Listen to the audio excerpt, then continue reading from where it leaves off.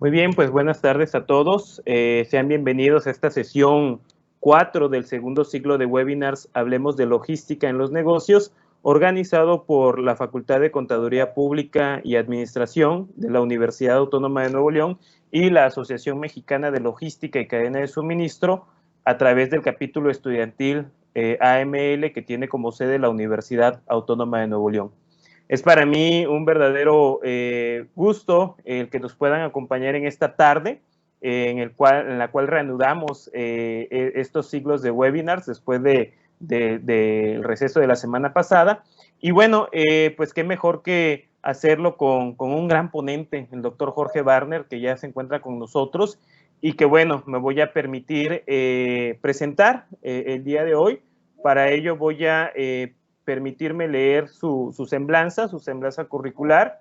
Y bueno, el doctor Jorge Barnett Lawton es investigador senior en el Georgia Tech Panamá Logistics Innovation and Research Center en la ciudad de Panamá, Panamá, la cual es una unidad del Instituto de Supply Chain and Logistics del Instituto Tecnológico de Georgia. Su investigación se centra en la modelización matemática en gestión de operaciones, diseño de la cadena de suministro y aplicaciones a problemas relacionados con la energía y el medio ambiente.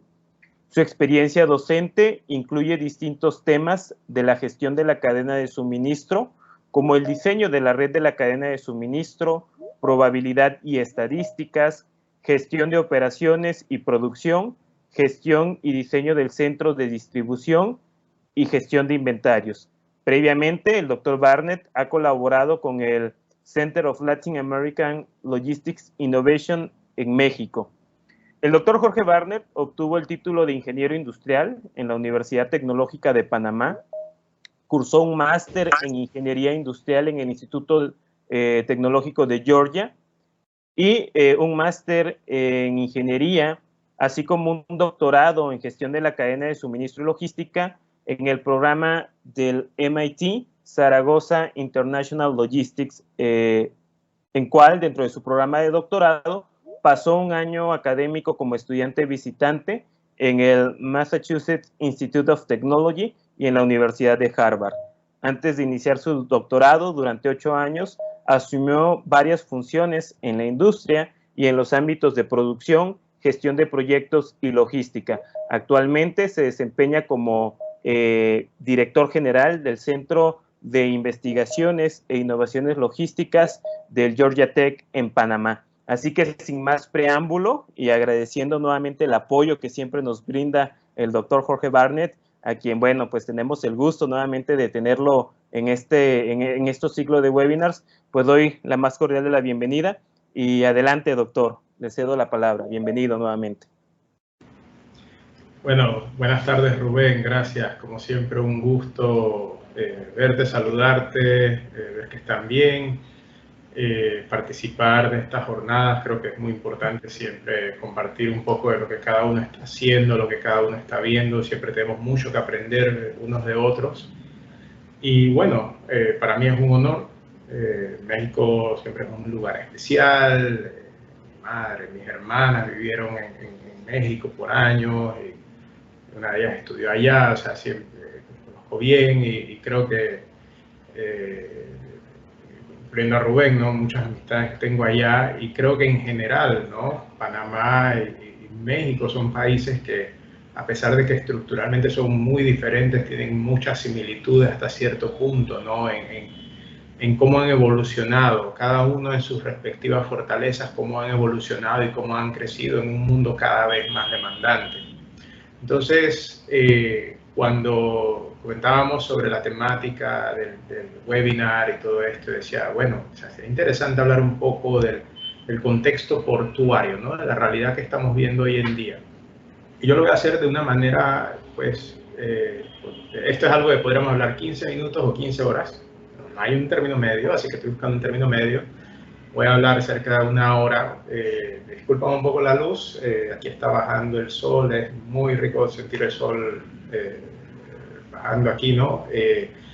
Pero sí, Bueno, sí, a grosso modo quiero tocar algunos puntos que creo que son muy básicos en cuanto a la realidad que estamos viviendo hoy en día en el sector marítimo y portuario. Voy a partir de la perspectiva de Panamá, entonces voy a compartir mi pantalla brevemente, nada más un segundo.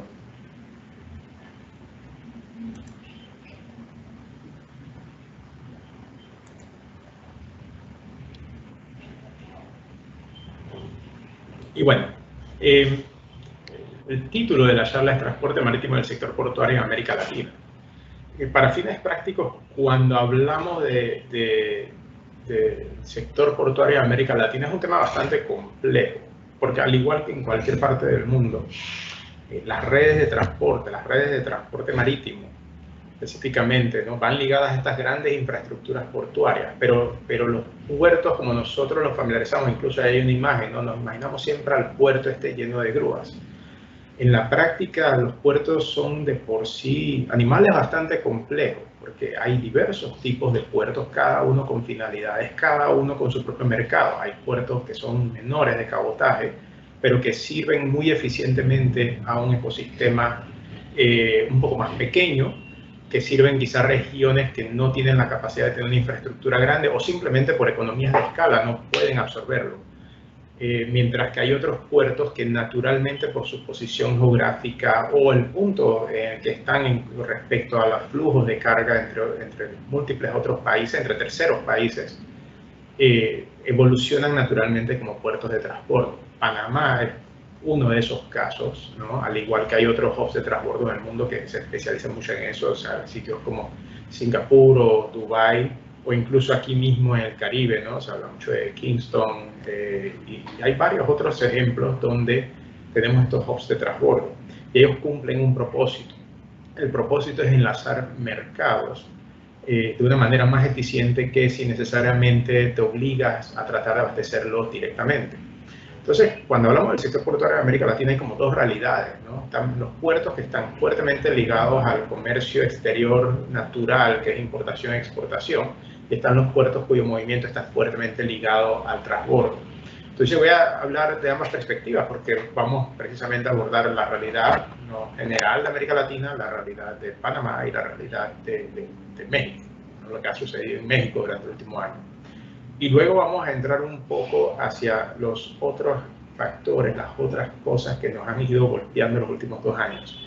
O sea, uno podría pensar, dice, ok, la pandemia lo fue todo, después de la pandemia no podemos ver nada, y un poco después se cruzó un barco en Suez, y un poco después había congestión en los Andes. Hemos visto de todo en los últimos 2 años. Y la verdad, a estas alturas, o sea, sí, esto parece un libreto de Hollywood, de esos de películas apocalípticas, que uno no sabe lo que va a pasar, pero dice, esto es absurdo. Nos hemos dado cuenta que no es tan absurdo.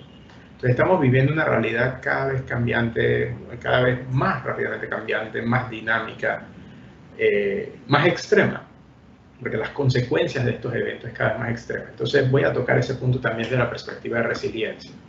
Entonces, quisiera partir un momento del ecosistema del puerto, sin entrar en mucho detalle, y quiero abordarlo porque esto matiza algunos de los puntos que vamos a ver más adelante en cuanto a resiliencia, porque no es solamente el puerto, como quien dice, el muelle, el patio y las grúas y la infraestructura en sí de la zona portuaria. El puerto, desde la perspectiva que yo lo veo, yo lo entiendo, es todo aquel sistema que va interconectado a las terminales, y eso es bastante más complejo que solamente la terminal portuaria en sí. Si quisiera usar la analogía de lo que vemos aquí en Panamá, los puertos aquí en Panamá, pues 5 de las 6 principales terminales están ubicadas alrededor del canal de Panamá. Estamos hablando de una infraestructura de tránsito. Pero por otro lado, tenemos también el hecho de que del lado mar del puerto hay una serie de servicios que se requieren y hay una serie de servicios adicionales que se proveen. Servicios que se requieren puede ser desde pilotaje o capitanía y todas estas cosas que son necesarias para garantizar que los buques lleguen de manera segura a los puertos, que puedan ser procesados, descargados y puedan salir para seguir navegando a otros sitios. Pero por otro lado hay una serie de servicios que no son necesarios en el contexto habitual de que, ok, esto es un requerimiento para poder entrar a esta terminal, pero sí son servicios que se proveen y que complementan al ecosistema del puerto. Estamos hablando de servicios de proveeduría de combustible, avituallamiento, venta de productos comestibles, venta de toda clase de servicios, reparaciones, piezas, cambio de tripulación, que es una cosa que a veces la pasamos por alto, pero que ahora en la pandemia pues, mucha gente le tuvo que prestar atención, porque estamos hablando que había miles de personas en alta mar que ya estaban pasadas de sus contratos por varios meses porque no habían podido ser removidos porque sus buques estaban en zonas donde por los temas de las restricciones de movilidad esa gente no podía ni entrar ni salir, no había mecanismos para sacarlos de los buques, no había forma de rotarlos, entonces se quedaron meses y meses en alta mar. Entonces cambio de tripulación es un aspecto muy importante que nosotros cuando estamos aquí sentados cómodamente en nuestros hogares en la orilla no nos damos cuenta que es algo súper necesario para mantener todo ese sistema de transporte andando. Esos buques no andan solos, dependen de gente. Y esa gente tiene igual que cualquiera de nosotros que trabaja, pues tiene su descanso y tiene toda una serie de cosas que van a conformar su profesión. Y hay legislaciones que los protegen y demás. Entonces no es solamente el ecosistema físico, pero también hay un ecosistema humano. Está la gente que trabaja en el mar, está el cambio de tripulación. Está también la gente que trabaja en la misma terminal, que son gente que vive en los pueblos colindantes al puerto. Entonces la comunidad hasta cierto punto es parte del ecosistema del puerto y luego cuando hablemos de Buenaventura vamos a tocar un poco ese punto. Y entonces cuando nos damos cuenta, lo que nosotros denominamos puerto, generalmente lo asociamos a la terminal, pero en la práctica es un ecosistema sumamente complejo, donde todos los componentes están interconectados. Son interdependientes. Sin gente no operas la terminal, sin equipo no operas la terminal, sin gente no operan los equipos. Entonces hay toda una serie de encadenamientos entre estos eslabones y eso es precisamente lo que propicia la eficiencia, ¿no? El que sepamos articular todas estas piezas adecuadamente. Aparte de eso, en tierra, solamente he tocado mar, cuando vamos a tierra, entonces tenemos todos los servicios logísticos que se conectan al puerto. Estamos hablando de los parques logísticos que proveen productos o retiran productos en la terminal y los procesan. Estamos hablando de todo el segmento de autotransporte, como le llaman ustedes, transporte terrestre, como normalmente hablamos acá.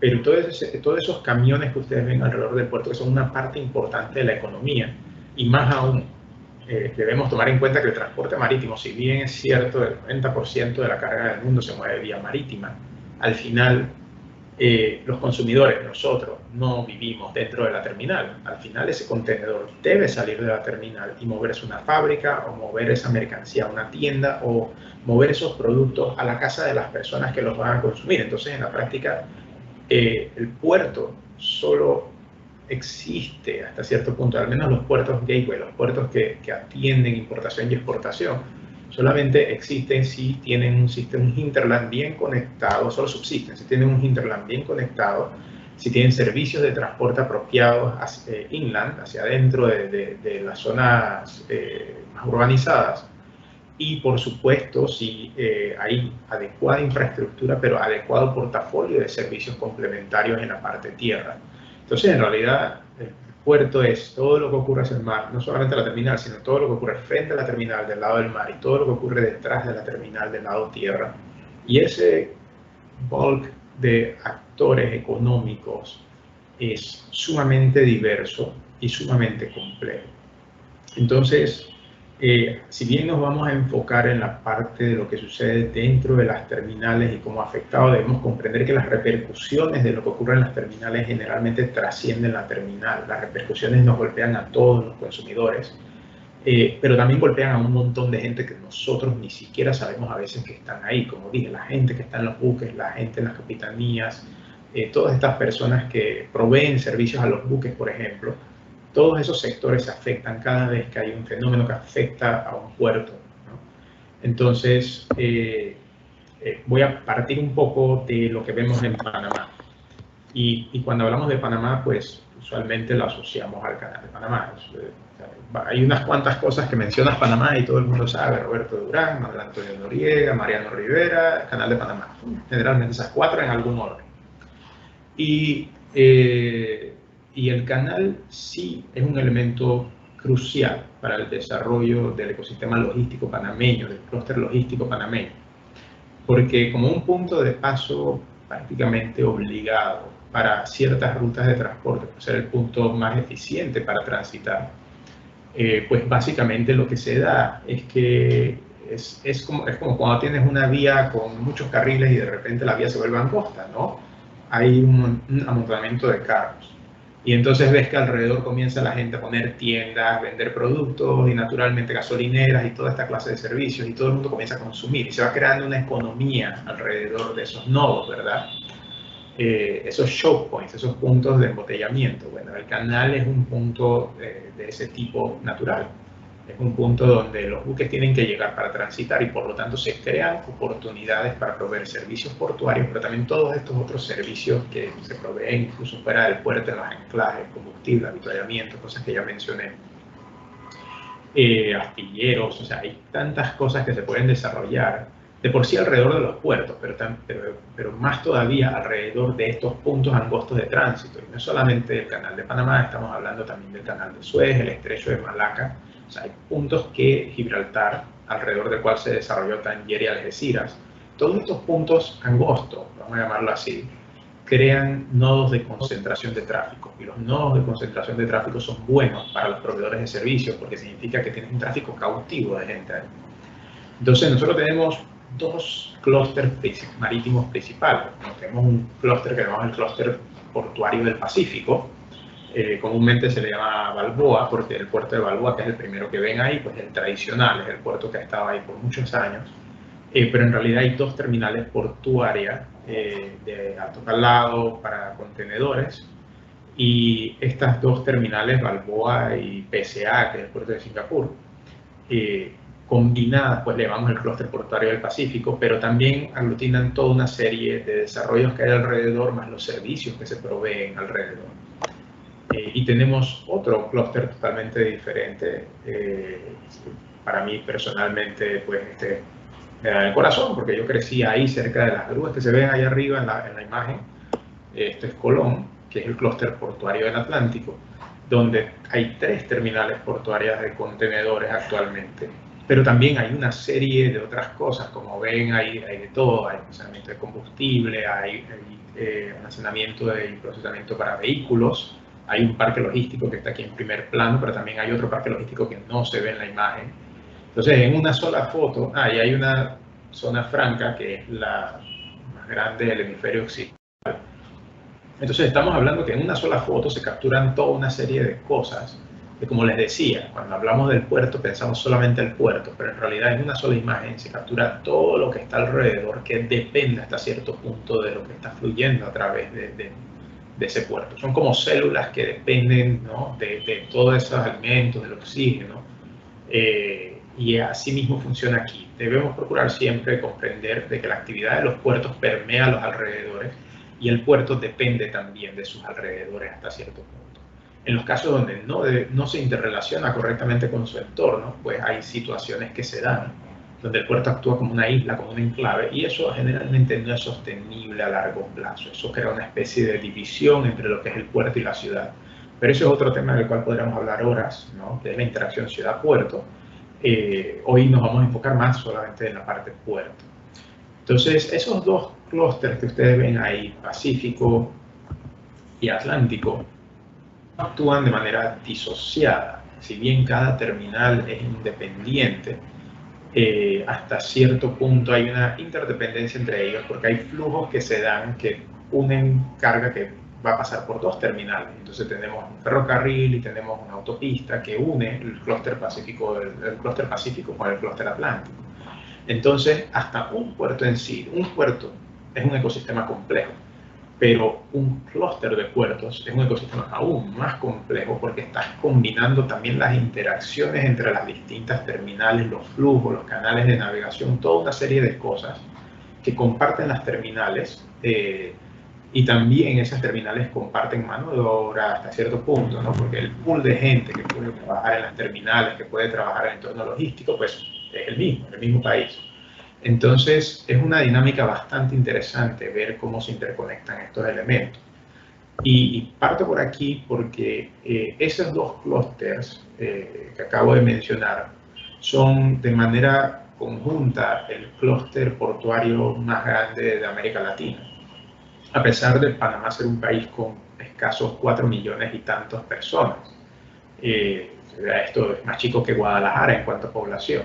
Entonces, para términos comparativos, o sea, con 4 millones de personas, pues el año pasado el sistema, solamente el sistema de la zona interoceánica, he quitado lo que está en el resto del país, solamente el sistema de la zona interoceánica, la combinación de esas dos fotos que vieron en antes, movió aproximadamente 7.6 millones de TEUs en el año pasado, de los cuales 7 millones fueron transbordo. Y la importancia de distinguir ese transbordo es que transbordo implica que esos son contenedores que entraron al país por algún puerto y salieron del país por algún puerto, puede ser el mismo, puede ser otro puerto, pero carga que no tenía como destino final Panamá, pero que Panamá, por su posición geográfica, por su conveniencia, por los costos que ofrece a las empresas que mueven esta carga y la competitividad, y también hasta cierto punto el bajo perfil de riesgo que tiene el país, todos estos factores combinados son lo que hacen que la gente que mueve esta carga, las líneas navieras, pasen 7 millones de TEUs, que son equivalentes a contenedores de 20 pies, por el país, a pesar de que esa carga no va a terminar en Panamá. Solamente 700.000 de esos se quedaron, 700.000 adicionales se quedaron en Panamá. Entonces, ¿por qué es esto importante? Porque recuerden que al inicio hacía la distinción entre un puerto gateway, un puerto que va a servir un área geográfica importación-exportación, versus puertos que van más hacia el lado de transbordo. Y Panamá, combinación de Atlántico y Pacífico, es un hub fuerte natural de transbordo, como dije, por su posición geográfica. Entonces, traigo esta colación porque en la práctica, cuando vemos a Latinoamérica en general, solamente pusimos los primeros 5 porque creíamos que era como relevante, ¿no? Además que el quinto es de México, entonces así cerramos bien. Cuando uno ve los cinco puertos más grandes de América Latina, Panamá Caribe y Panamá Pacífico, o sea, para el clúster del Atlántico y el clúster del Pacífico, son el número 1 y número 3. Y entonces debajo tenemos, o sea, número 2 tenemos a Santos de Brasil, que es un puerto que si bien hace transbordo, el grueso de eso el grueso es comercio exterior relacionado a la economía brasilera. Cartagena, que inicialmente era un puerto que era más orientado a comercio exterior, importación y exportación, pero que en los últimos años se ha volcado mucho al transbordo como una industria complementaria, y ya prácticamente el transbordo es una actividad bastante dominante en lo que es el crecimiento del puerto de Cartagena. Y de quinto está Manzanillo. Entonces, y más abajo hay un listón de, por supuesto, un montón de puertos. Entonces, cosas a resaltar, pues tenemos el flujo de transbordo más alto de la región. Es el único país con 5 terminales de transbordo en ambos océanos, interconectados por ferrocarril o tierra, en menos de 2 horas. En menos de 2 horas, cualquiera de esos sacar un contenedor y llevarlo a otro de esos 5 puertos en menos de 2 horas. O sea, por medio ferroviario o por un camión. Y eso es una gran ventaja competitiva, porque nosotros a veces cuando hablamos de esto nos referimos a Panamá como un single port, como un gran puerto que tiene 5 terminales en 2 océanos. 5 terminales en 2 océanos es un concepto que no se ve en ninguna parte. Meramente es un privilegio que tenemos de ser un punto angosto en el continente a través del cual hay un canal que permite conectar ambos océanos y que genera todo esto alrededor. Y de esos 5 puertos que están alrededor del canal, 4 de esos mueven más de 1 millón de TEUs. Solamente hay un otro país en América Latina que en los últimos años ha tenido 4 terminales que han superado el 1 millón de TEUs en el mismo año, y fue México el año anterior, en 2019. En el 2020 México solamente tuvo 3, Panamá ha mantenido 4. Entonces, resalto esto porque para un país de 4 millones de personas es obvio que tenemos una vocación de servicio al comercio mundial. Y esa vocación de servicio al comercio mundial se distingue por varias cosas. Primero, la parte del valor que agregamos nosotros en cuanto a servicios a la carga, ¿no? Las zonas francas y todo esto que ocurre ya una vez sacas el contenedor del puerto. Pero también los servicios que se proveen a los buques, que es otro, como mencioné, es un elemento muy importante, porque eso también atrae a que las empresas quieran venir a Panamá. Y esto es algo que ha ido cambiando muy dinámicamente en la región, porque cada puerto, cada terminal de esas, cada puerto de esos que ustedes ven ahí en esa lista, Santos, Cartagena, Manzanillo, todos están compitiendo en segmentos diferentes, ofreciendo ciertos portafolios de servicios y aprovechando hasta cierto punto las ventajas naturales que tiene su país, que tiene su región. La capacidad alta que tiene por lo menos un Brasil de exportación y el gran mercado de consumo que tiene, pues se presta para que un Santos despegue fuertemente anclado en su capacidad de flujo de importación y exportación y su conectividad interna hacia las poblaciones que hay alrededor. Solamente el área de Sao Paulo tiene más de 20 millones de personas. Entonces, solamente por ese área ellos pueden tener un puerto de alta eficiencia, pero el hecho de que pueden servir al resto de Brasil también, sea vía marítima, fluvial o como sea, eso es lo que les da a ellos una gran ventaja para seguir creciendo. En el caso de Cartagena, el hecho de que está en el Caribe, en el triángulo de transbordo del Caribe, donde hay una serie de mercados que son menores, que tienen puertos más pequeños y que requieren ser servidos por buques más pequeños que los que solemos ver en los puertos más grandes, pues eso crea una dinámica de transbordo, porque en el transbordo natural, pues yo saco mercancía del buque grande y la voy distribuyendo en buques más pequeños que luego van a servir a algunos otros lugares. Pues en México ustedes lo ven, solamente que lo ven más en términos de cabotaje a puertos menores. En el Caribe, cada isla es tan pequeña, cada mercado es tan pequeño, que generalmente hay 1 o 2 puertos a lo mucho que pueden atender comercio exterior, y entonces se requiere una red de feeders que van sirviendo desde los principales puertos de transbordo en el Caribe para poder entonces atender esos mercados. Entonces hay mercancía, hay zonas que son cubiertas mejor desde Miami, hay zonas que son cubiertas de Jamaica, otras de Panamá, otras de Moín, otras de Cartagena. Pero en términos generales, hay una interconectividad fuerte también entre terminales de transbordo, porque cada una actúa como una especie de respaldo de la otra, ¿no?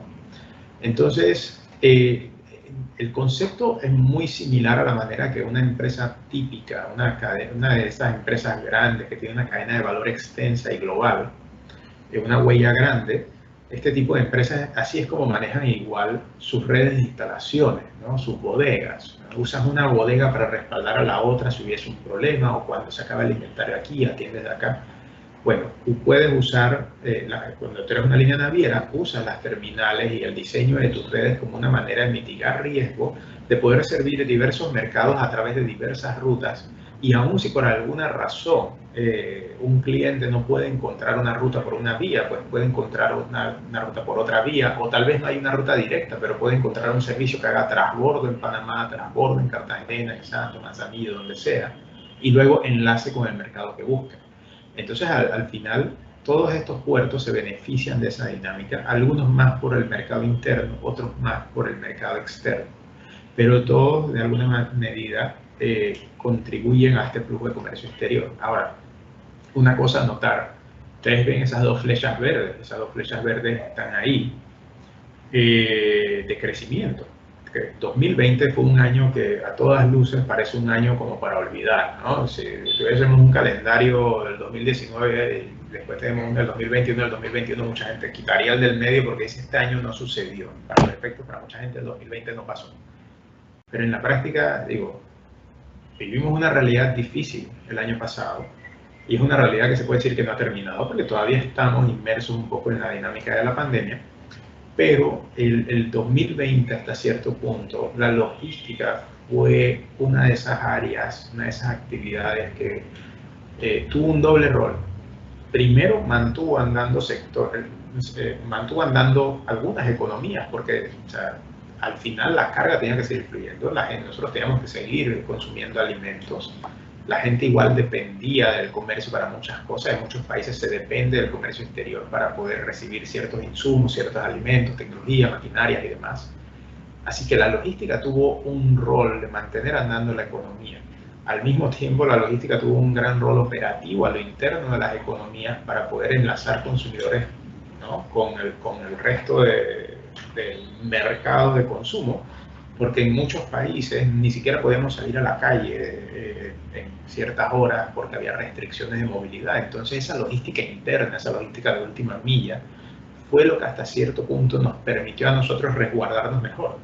Entonces cuando hablamos del negocio logístico, pues francamente hay como que aplaudir la manera en la que respondía el sector, porque sin esa logística macro, esta logística global que enlaza puntos de producción con puntos de consumo, pero sí también esa logística micro, esa logística que vemos del camioncito que va por la calle llevando mercancía tienda a tienda, sin esas dos, nosotros no estaríamos aquí cómodamente sentados escuchando esto, estaríamos viviendo en un mundo totalmente diferente, porque la verdad lo que vivimos el año pasado, si bien hubo mucha restricción, parte de la razón por la cual pudimos acogernos a esas restricciones, yo sé que ustedes allá no tanto, pero nosotros acá sí, la parte de la razón por la cual pudimos acogernos a esas restricciones es porque había toda esta red afuera desarrollada.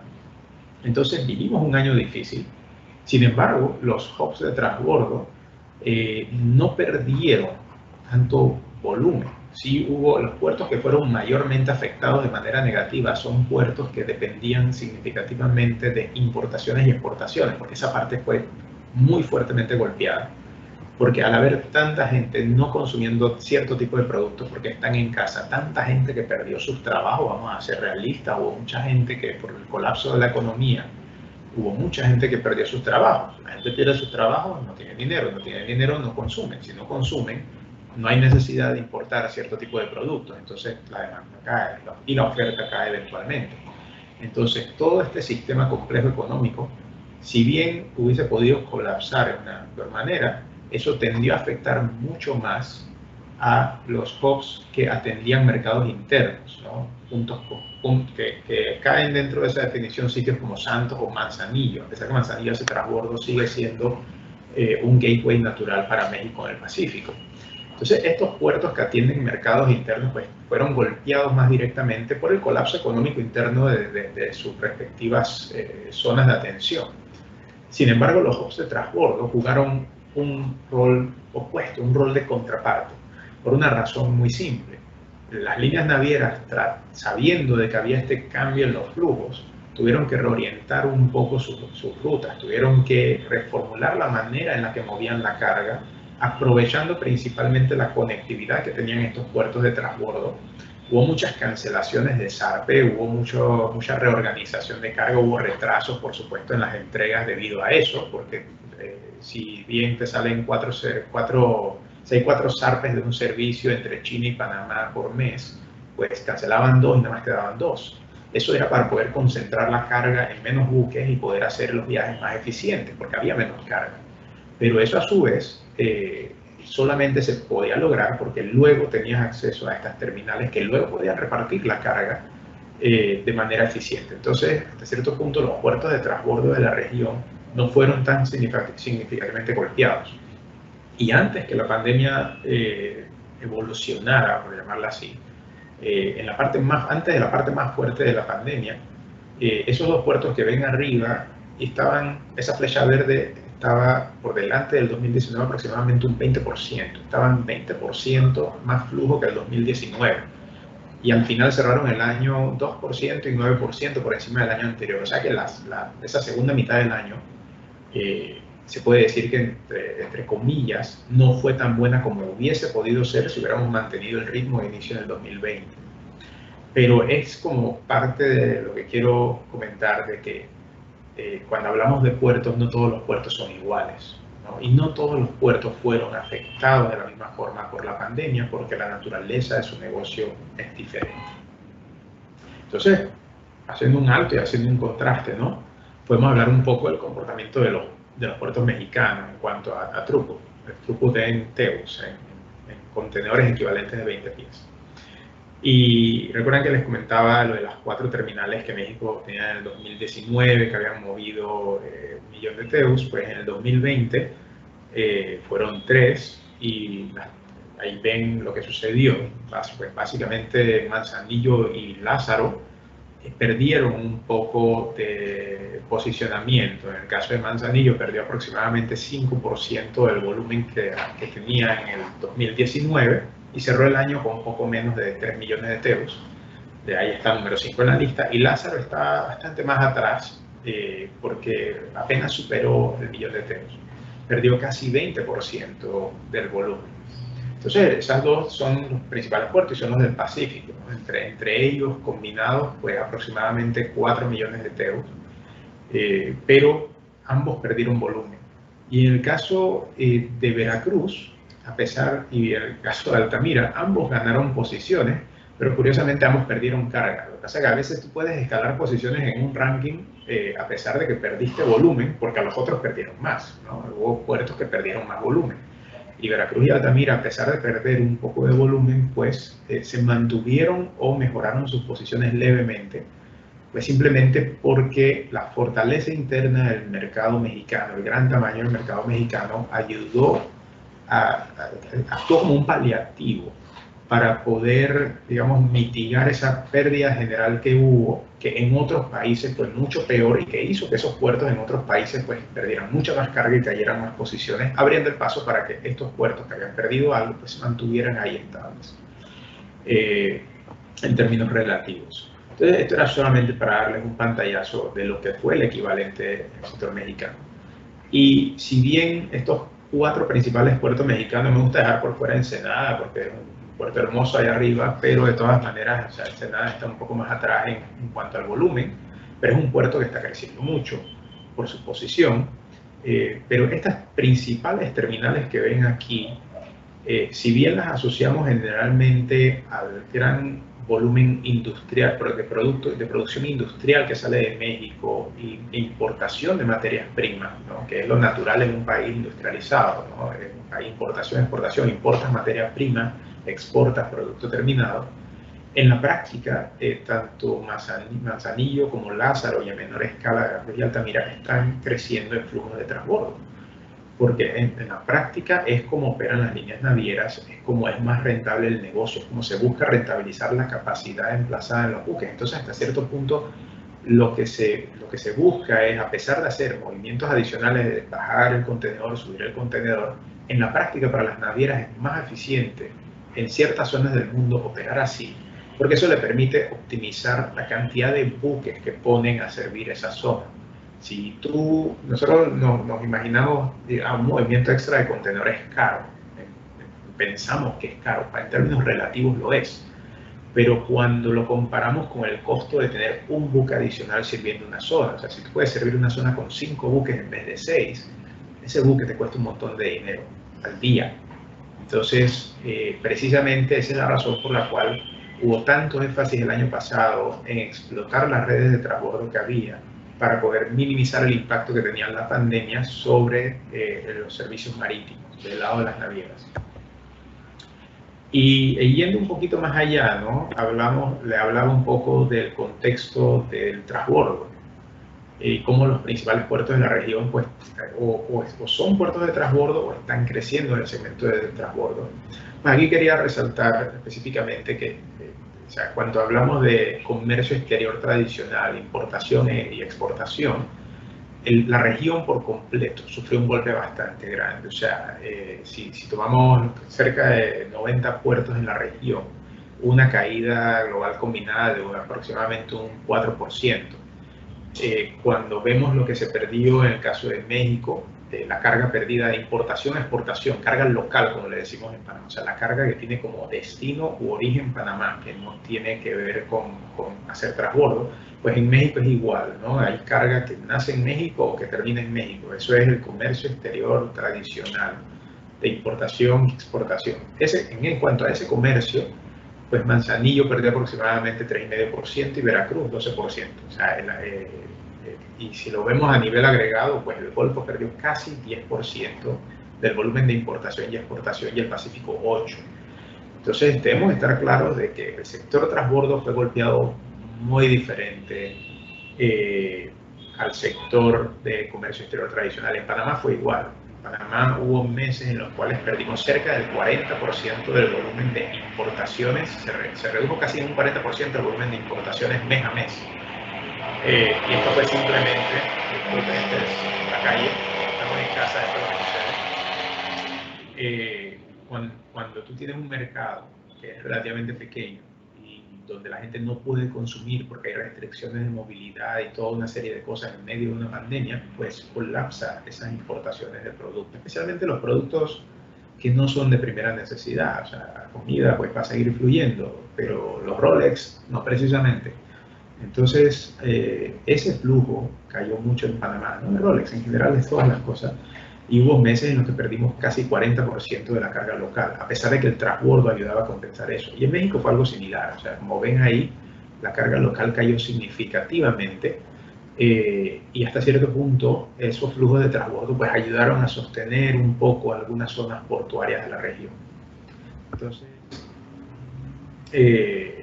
como si fuera poco, o sea, el mundo ya era bastante complicado, pues a veces suceden cosas que a veces tienen explicación, a veces no tienen explicación, a veces no queremos saber la explicación.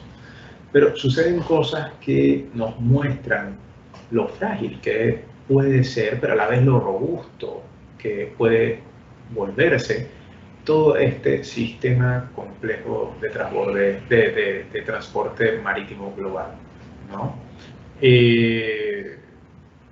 Es como si solamente nos enfocásemos en contenedores, ya es bastante complejo. Tenemos que comprender de que no son solamente los contenedores, también tenemos petroleros, tenemos graneleros, gaseros y toda una serie de otras cosas que están fluyendo por los mares.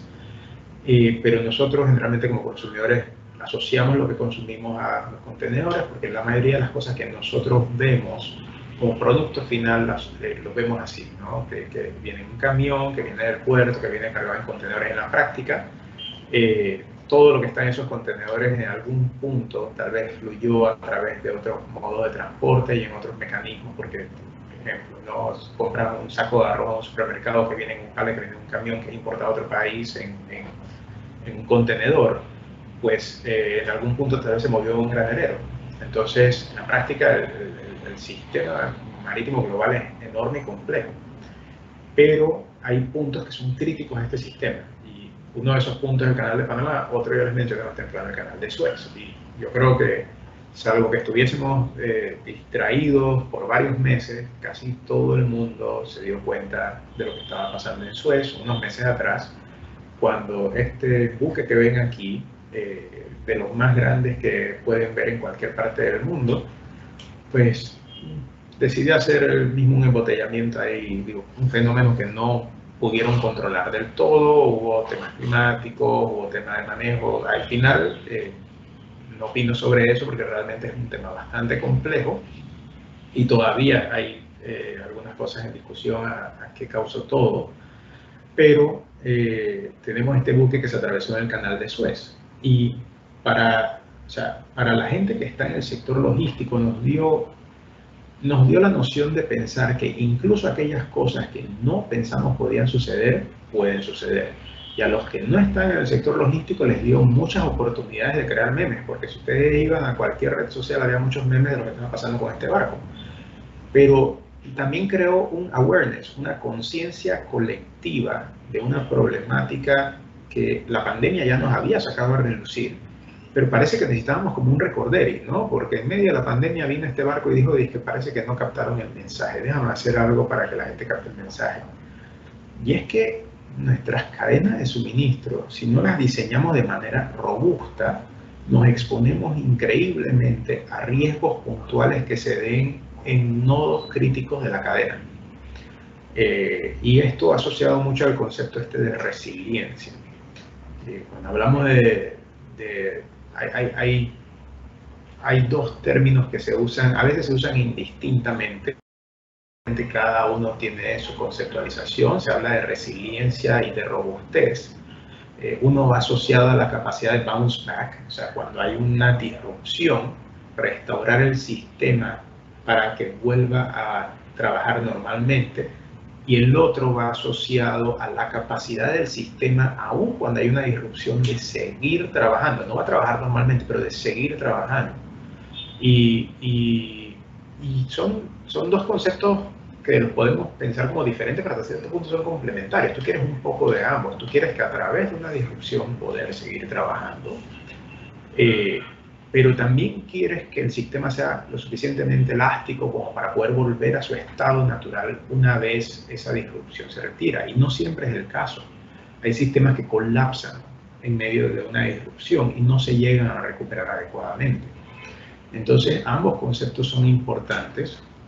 Las empresas lo venían viendo desde décadas. O sea, esto no es nuevo, las disrupciones no son algo nuevo, los cisnes negros no son tan negros como pensamos. En realidad hay muchas cosas que han venido sucediendo a lo largo de los años que nos habían dado indicios que esto podía suceder, no solamente la pandemia, sino esta situación de Suez. Y es el hecho de que al buscar economías de escala nos volvemos más dependientes de infraestructuras de gran tamaño, y eso significa que cada vez más flujo se concentra en menos nodos y en cadenas más extensas, pero en menos nodos en el sentido de que dependemos de puertos más grandes, de buques más grandes, de puntos críticos como Suez que ahorran tiempo y Panamá que ahorran tiempo, y por lo tanto todo el mundo quiere usar la misma ruta. Y esta combinación de factores lo que hace es que el sistema se pueda volver vulnerable. Ahora, cada pieza de estas del sistema marítimo global tiene su propia resiliencia interna, su propio diseño resiliente, se podría decir. Tienen mecanismos de contingencia. En el caso del canal de Panamá, pues en el caso de las esclusas, pues hay 3 juegos de esclusas, así que si hay un problema en uno, pues podría haber en otros. Pero cuando hablamos de canales de navegación, los canales de navegación tienden a ser compartidos. Y en el caso de Suez, pues este buque buscó el peor punto de Suez para encallar. No fue que déjame ponerme en esta parte que más o menos no. Digo, este es el punto más angosto y más largo donde nadie más puede pasar, y encalló justo ahí. Entonces, ¿qué sucede? Cada sistema tiene una especie de resiliencia interna por diseño, ¿no? Uno lo diseña para que resista disrupciones, pero también cada sistema tiene sus puntos débiles. En el caso de Suez, justamente esta zona de Suez era su punto débil, y sucedió esto. Entonces, como especialistas en logística, parte de lo que debemos meditar cuando vemos lo que sucedió en Suez y lo que sucedió con la pandemia hasta cierto punto es que estos eventos nos permiten ver las vulnerabilidades de los sistemas que nosotros mismos diseñamos, ¿ok? Los sistemas que nosotros mismos diseñamos. Es como aquella persona que diseña toda una ciudad y solamente le hace una calle para salir de la ciudad. Pues imagínense en el día que alguien decida, voy a sentarme en el medio de esta calle y nadie pasa. Pues nadie en la ciudad se puede mover. Algo así. Cada sistema, cuando es diseñado de una manera estricta y generalmente fijándose solamente en costos, pues puede volverse vulnerable porque no le creamos suficientes mecanismos para responder ante disrupciones. Entonces, y aún, por más que uno invierta, siempre va a haber vulnerabilidades que van a ocurrir naturalmente. Lo importante es tener planes de contingencia para poder responder ante esas vulnerabilidades, y también tener, digamos, no solamente el plan de contingencia para poder lidiar con las vulnerabilidades, sino también tener planes de mejora continua para siempre ir identificándolas, porque las vulnerabilidades van cambiando y van evolucionando. O sea, no crean que el punto débil de algo no siempre es el mismo. A medida que uno va mejorando algo en un sistema, después digamos que el punto débil se va moviendo a otro sitio. Esto no lo dije yo, esto lo dijo Goldratt cuando elaboraba su teoría de las restricciones, Theory of Constraints, y decía que un cuello de botella, cuando tú lo solventas, simplemente el cuello de botella se mueve a otra parte de la cadena. Lo mismo sucede con las vulnerabilidades. Tú solventas una, pues te va a salir por otro lado otra que ahora es la vulnerabilidad más importante. Entonces, el proceso de introducir resiliencia a un sistema es un proceso de mejora continua, no es una cosa que tú solucionas en un día, es una cosa que continuamente tienes que ir evaluando, tienes que ir revisando, viendo y analizándolo en el contexto de lo que sucede actualmente. Y la pandemia nos hizo revisar muchas cosas de nuestras cadenas de valor, no solamente a nivel de las empresas privadas que mueven la mercancía, pero a nivel de los proveedores logísticos, de los proveedores de servicios en general, porque aquí en Panamá, sabes que hablamos de los parques logísticos, de los puertos y demás. Cada uno tuvo que hacer un poquito de meditación sobre qué realmente es lo que yo me llevo de esta pandemia como aprendizaje, porque si bien hubo cosas que nos golpearon fuerte, al mismo tiempo tuvimos la oportunidad de aprender mucho para poder mejorar nuestros sistemas, introducir una cantidad saludable de resiliencia. Es imposible hacer un sistema completamente, perfectamente sin riesgos. Sería económicamente no viable. Pero la cantidad suficiente de resiliencia para poder lidiar con aquellos riesgos que tienen o mayor probabilidad o mayor potencial de impacto.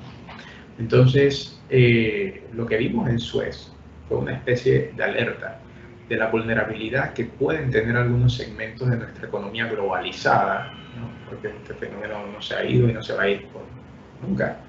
Pero nuestra economía globalizada, que depende tanto del comercio internacional, pues depende de una serie de eslabones críticos y de actores clave. Y una vez uno de estos actores es afectado, pues las repercusiones pueden ser inmensas. Hubo retrasos de semanas en carga que estaba fluyendo por Suez o que iba a fluir por Suez y que se quedó atascada.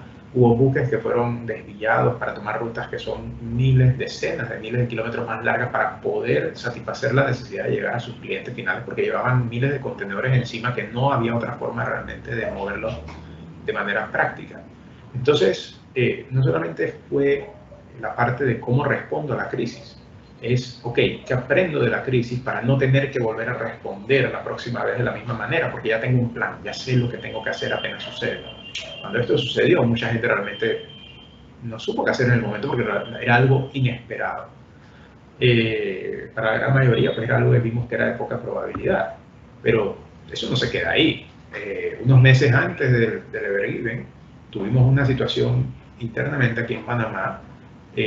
Un buque que estaba transitando el canal de Panamá, pues por razones ajenas a mi conocimiento, pues giró en dirección donde estaba un puente, y justamente es un puente vehicular de un solo carril donde va el ferrocarril que conecta el clúster logístico del Pacífico con el clúster logístico del Atlántico. Pues imaginen, ese es el puente, lo que ven ahí metido en el agua es el puente.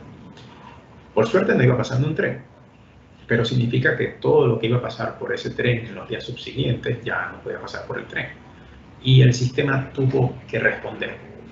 Y para que el sistema respondiera no fue un tema de un switch, no es como automático, porque esto también era algo que realmente no se había previsto. O sea, a pesar de que son cosas que sabemos podían pasar. Unos años atrás había habido un tiempo atrás había habido un incidente donde un buque estuvo cerca.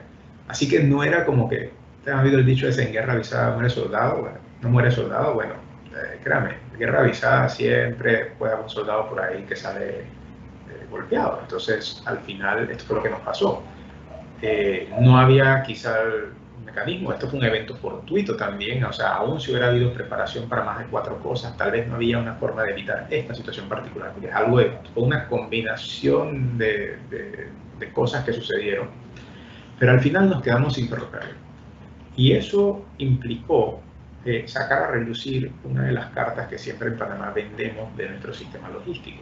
Y es precisamente eso que mencioné antes, la resiliencia, la capacidad de tener múltiples mecanismos de conectar Atlántico y Pacífico. Porque este buque vino y dijo, me llevo el puente y ya no hay ferrocarril. Pero al día siguiente había cientos de vehículos moviendo todos los contenedores que se iban a mover en el ferrocarril, moviéndolos por carretera. Y en 3 meses este puente estaba levantado por colaboración entre los actores involucrados. Ese puente quedó levantado en el plazo de unos 3 meses con apoyo de actores públicos, privados y demás, para poder que volviera a operar el ferrocarril, porque hay una ventaja competitiva obviamente de usar el ferrocarril, que es de costo. Entonces, pero la respuesta que tuvo el clúster logístico, ¿no? Y la capacidad que tenía el sistema de absorber por vía de camión, por vía terrestre, todo ese flujo de mercancía que estaba fluyendo antes por el ferrocarril, fue lo que permitió que esta situación, que no es comparable a lo que sucedió en Suez en términos de escala, pero cuando lo vemos en términos relativos de nuestra economía y nuestra alta, o sea, nuestro reliance, lo que dependemos del negocio logístico, esto fue algo significativo, ¿no?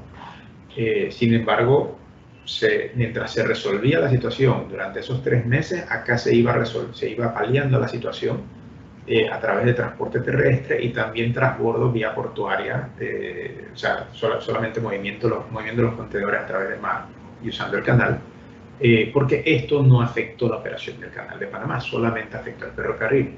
Entonces, el hecho de que en Panamá tú puedas cruzar el istmo, o sea vía marítima, o sea, con un buque, puedas cruzar un contenedor con un buque, lo puedas cruzar con un tren, lo puedas cruzar con un camión, pues de por sí es un diseño de alta resiliencia, de alta confiabilidad, porque te da múltiples mecanismos. Si por alguna razón uno no está disponible, tienes el otro. Y eso es sumamente importante tomarlo como una especie de aprendizaje para nosotros los que estamos en este sector, porque como dije, la pandemia parece que no nos enseñó lo suficiente. Tienen que seguir pasando cosas para que comprendamos de que introducir resiliencia a nuestros sistemas es importante, ¿no? Tenemos que seguir aprendiendo. Y como si fuera poco, siempre asociamos los eventos estos fortuitos grandes siempre asociamos disrupción a un huracán, a un terremoto, a eventos de gran escala, ¿no? Cuando hemos hecho sesiones educativas que tienen que ver exclusivamente con el tema del diseño de cadenas de suministro y se habla de disrupciones, siempre se trae a colación el tsunami en Japón y todas las repercusiones que tuvo sobre la industria automotriz, la nuclear de Fukushima, o lo que sucedió en Tailandia unos años después, con unas inundaciones bastante grandes por un tifón. Siempre lo asociamos a estos eventos macro, eventos cuyo origen está fuera del control de nosotros, los actores que estamos en el sistema. Porque es algo, nosotros no podemos controlar el clima todavía, pero por ahora no podemos. Pero muchas veces las cosas que generan las disrupciones no vienen de fuera, vienen de dentro. Y un ejemplo de eso es esto que estuvo sucediendo también hace no mucho tiempo en Buenaventura. Estamos viviendo una crisis mundial de salud. Y una crisis mundial de salud se traduce en una crisis mundial económica. Y cuando tú tienes una crisis de salud y una crisis económica, y esto más o menos recuerdo que hace un año, hablando precisamente de otro tema, lo traía, ¿no? De que la pandemia era una crisis de múltiples dimensiones, y tienes esta dimensión de salud, tienes una dimensión económica. Si hay dos cosas que la gente en su día a día le tiende a preocupar, es tener buena salud y tener con qué comer, ¿ok? O sea, la parte económica. Cuando una persona no tiene esas dos cosas, tiene una crisis social, ¿no? Que es un bloquecito aquí arriba que generalmente las crisis no llegan allá, pero aquí se nos combinaron estas dos, salud económica, ¡pum!, crisis social. Y combinado una situación política delicada y toda una serie de otros factores, pues se dio esta situación en el área de Buenaventura. Y Buenaventura es un puerto muy importante para sacar exportaciones de café, introducir importaciones de muchos otros productos de Colombia, en particular todos los productos, o sea, el grueso de los productos que vienen de Asia y que vienen de la costa oeste de Sudamérica, o sea, Perú, Chile, Ecuador. Entonces, Buenaventura es un puerto muy importante, pero un puerto que es vulnerable por la manera en que está diseñado, digamos, a su conectividad interna es vulnerable. Pero hay un segundo elemento que es muy particular, no de Buenaventura, es una cosa muy particular de las ciudades-puerto, que no siempre la ciudad y el puerto se desarrollaron igual. El puerto crece, el puerto se desarrolla, pero cuando la ciudad no tiene un desarrollo económico consono con el de la zona inmediata del puerto, los negocios ligados directamente al puerto, cuando no permea bien a la economía, pues esta crisis social que yo mencionaba se vuelve mucho más delicada, mucho más sensible y mucho más explosiva. Y la situación que se estaba viviendo en Colombia fue, digamos, abonada por esto. Y eso es común, eso no es algo propio de Buenaventura. El tema de la disparidad entre el puerto y la ciudad es una problemática que se ha estudiado por décadas en cuanto al tema del desarrollo de ciudades-puerto como tal, port cities, porque siempre ha habido esta disparidad en hubs de este tipo, no sean de manufactura, sean logísticos o de negocios. Pues muchas veces vemos esta disparidad donde tenemos un clúster sumamente fuerte, donde la gente gana muy bien, y tenemos el resto del mundo que parece que fuera como otra realidad, ¿no? Y eso generalmente hace que las crisis sociales empeoren mucho más rápido, porque la gente se vuelve mucho más vulnerable a estas situaciones. Entonces, lo que vimos en Buenaventura fue una disrupción provocada internamente, provocada por una situación interna. Esto no fue un huracán, esto no fue un buque que se estrelló con nada, esto fue algo provocado internamente por una serie de disturbios que estaban ocurriendo por una crisis interna, que luego entonces golpearon al puerto porque las personas que estaban protestando invadieron el puerto, saquearon, robaron mercancía, tuvieron que detener operaciones, tuvieron que desviar buques, las navieras cancelaron servicios, desviaron carga a Panamá, desviaron carga a Guayaquil, desviaron carga a Callao, desviaron carga a Cartagena, obviamente porque tenía que entrar mucha carga a Colombia. O sea, las repercusiones que tuvo sobre la zona fueron significativas y no fue una disrupción externa, no fue una disrupción macro.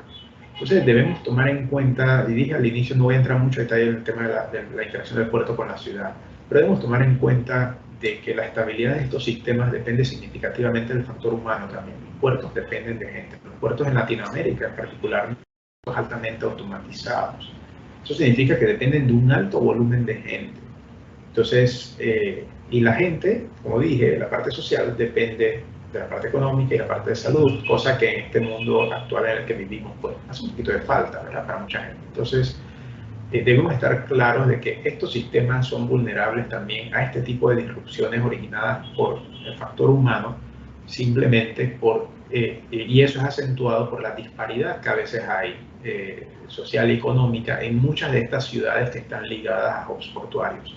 Y algo similar lo vi en Manzanillo unos años atrás cuando estuve conversando con personas de allá y decían, bueno, sí, el contexto real es que aquí hay mucha industria, pero no siempre permea todos los sectores por igual. Y eso crea de que hay gente que ama el puerto y hay gente que dice que no se siente, que se identifica con la ciudad como un portuario.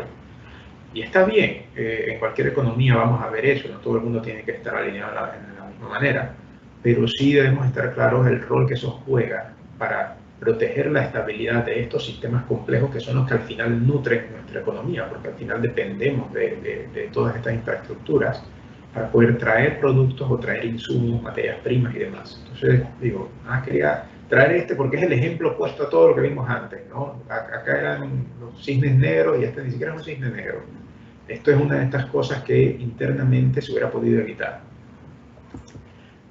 Y esto es una cosa que simplemente ha sido el icing en el pastel, ¿no? En los últimos meses hemos visto dos situaciones que se han ido dando significativas. Una de esas fue, no voy a decir que una situación, en realidad fue un dominó que cayó, ¿no?, congestión que se dio en una zona que entonces ha creado un efecto que ha golpeado a muchas otras zonas. Y al igual que Suez, donde una disrupción local generó, vamos a ponerlo así, un efecto global, esta disrupción en Yantian, que fue por un tema relacionado a la pandemia indirectamente, no directamente, vamos a decir directamente, pues generó toda una serie de repercusiones en otros puertos del mundo y entonces agravó un problema que ya traíamos, que era el segundo punto, que es el alza de fletes más allá de términos a los cuales estamos habitualmente acostumbrados. Definitivamente muy por encima de eso. Entonces, esto que ven aquí, la imagen que ven a la derecha, es tomada el 16 de junio, o sea, cómo se veía la congestión de buques en la zona de Yantian al 16 de junio. Como ven, muchos buques, cada puntito de colores de eso es un buque. Y esa zona de por sí es bastante movida. Pero parte de la razón por la cual esto se estaba dando tenía que ver con el hecho de que parte del puerto tuvo que cesar operaciones por un rebrote de la pandemia. Entonces, para que vean cómo ni siquiera el inicio de la pandemia generó este tipo de fenómenos, generó uno muy diferente por la forma en la que se desarrolló geográficamente, generó uno muy diferente, que fue cortes en la parte de manufactura, que luego entonces afectó los puertos. En este caso fue un rebrote que afectó las operaciones de esta terminal, que no es una terminal para nada pequeña, es uno de los puertos más grandes del mundo. Y entonces eso generó una reacción en cadena, porque muchos buques que pasan por la terminal de Yantian luego visitan otras terminales de la zona. Así que si estoy atascado aquí en el tráfico, pues no puedo llegar a mi siguiente parada, ¿verdad? Bueno, algo similar. Y el puerto de Yantian, o sea, Yantian no es cualquier puerto. Ahí, como mencionan, había en algún punto 160.000 contenedores atascados esperando transporte. Y ese es un puerto que es muy vital para lo que China envía a Estados Unidos. Eso significa que las repercusiones se estaban sintiendo en Estados Unidos. Quizás fue en un momento, por ser a mediados de año, que quizá no impactó tan fuertemente a los mercados de consumo. Si esto hubiera sucedido en agosto, septiembre, esto hubiera sido muy diferente, porque estamos hablando que ese es el plazo en el cual se comienzan a originar las entradas de productos de fin de año, que es la temporada fuerte para gran parte del segmento de retail y de e-commerce. Entonces, en la práctica, las consecuencias de esto todavía se están sintiendo. Estamos sintiendo de dos maneras. Primero, por la manera en la que tuvieron que responder las navieras y cómo afectó itinerarios, esa es una cosa. Pero por otro lado, afectó significativamente en el lado de los fletes, que ya venían en alza por otra razón totalmente independiente de lo de Yantian. Los fletes venían en alza por una combinación de factores económicos, pero agravados por un tema de que no había suficientes equipos, no había suficientes contenedores. Nosotros siempre cuando nos imaginamos los sistemas marítimos, ¿no? Vemos este montón de contenedores montados en un buque. Para que esos contenedores se puedan montar en un buque, tú necesitas varias cosas que funcionen adecuadamente. Necesitas un puerto que tenga el equipamiento, que tenga a una persona montada en esa grúa operándola o en una consola, pero también necesitas el buque que esté en ese momento ahí, pero necesitas que los contenedores que vas a montar en el buque estén ahí. Y tú no tienes un buque, pero tienes miles de contenedores. Entonces, ¿qué sucede? Como los flujos de carga son desbalanceados, muchas veces no hay suficientes contenedores vacíos que lleguen a los lugares donde hay que llenarlos de mercancía para poder enviarlos a sus sitios de destino. O sea, es un circuito. Y hay puntos que si tú cortas la carga, pues simplemente la carga deja de fluir por ahí y no llega donde tiene que llegar. En este caso eran contenedores, no había equipo, no había contenedores. Al no haber contenedores, ¿dónde metes la carga? Al no poder meter la carga, pues no fluye. Los barcos llegaban y simplemente no tenían que llevarse. Tenían que llevarse, pero no tenían toda la carga que se querían llevar. Como dije, para poder llevarte 1000 contenedores necesitas que el buque esté a tiempo, necesitas que los 1000 contenedores estén a tiempo. Y si no había contenedores ahí, ¿qué haces? Te vas. Entonces, esas disrupciones que se estaban dando, esa escasez que había del suministro de contenedores, pues comenzó a repercutir sobre los fletes. Los fletes llegaron a subir por encima del 300%, por encima de lo habitual. Y si encima, aparte de eso, vemos lo que pasó en Yantian como un agravante, pues eso ha ayudado a mantener los fletes a unos niveles que superan cualquier cosa que hayamos visto. Cualquier cosa que hayamos visto. Por ahí les va a salir un poco la comparativa de eso para que vean cómo en términos relativos los fletes subieron. Ahora, todo esto que he mencionado he centrado significativamente alrededor del concepto de resiliencia, porque en realidad hemos vivido una gran disrupción y una serie de otras disrupciones que muchas a veces les prestamos atención, otras nos permitieron hacer bromas y otras al final ni siquiera nos dimos cuenta que estaban ahí. Pero sea como sea, todas han contribuido en formas grandes y en formas pequeñas a crear un entorno donde tenemos altos fletes marítimos, que no es la norma, estamos acostumbrados, marítimo es la forma más barata de mover mercancía. La gente ha tenido que responder moviendo mercancía por avión y por otros medios porque realmente se había vuelto infinito los precios que estábamos viendo en el mercado. Pero, como dije, todo tiene un aprendizaje, ¿no? Y los aprendizajes provienen de nuestra capacidad de adaptarnos. Me gusta un poco esa frase que dice Ricardo Sánchez de Cepal, ¿no? Dice: el transporte marítimo pre-COVID no lo volveremos a ver. Yo no sé si volveremos a ver el transporte marítimo pre-COVID. Lo que yo podría decir es que aún si no hubiésemos tenido una pandemia, no hay ninguna garantía que en el 2021 íbamos a ver el transporte marítimo que veíamos en el 2019 con COVID, porque el mundo va cambiando y los sistemas van evolucionando. Entonces es muy fácil para nosotros decir, es que no vamos a volver a ver X cosas jamás como era antes, pero nada garantiza que la ausencia de una pandemia hubiera dicho de que todo iba a seguir como estaba antes. El mundo evoluciona. Lo que sí que la pandemia ha hecho es permitirnos ver cosas que no habíamos visto antes. Y una de esas es que el sector marítimo tiene vulnerabilidades, pero a la vez ha mostrado una alta capacidad de adaptación y de resiliencia por sí mismo. Desafortunadamente las consecuencias de todas estas pequeñas y grandes crisis pues no golpean por igual a todos. Una cosa que se puede tocar ahí es que generalmente estos fletes altos, por ejemplo, golpean más a los pequeños importadores, a los pequeños exportadores también, ¿no? Los golpea por desigual a las empresas grandes y a las empresas pequeñas. Entonces, por supuesto, eso tiene repercusiones sociales también. Pero también estamos viendo un poco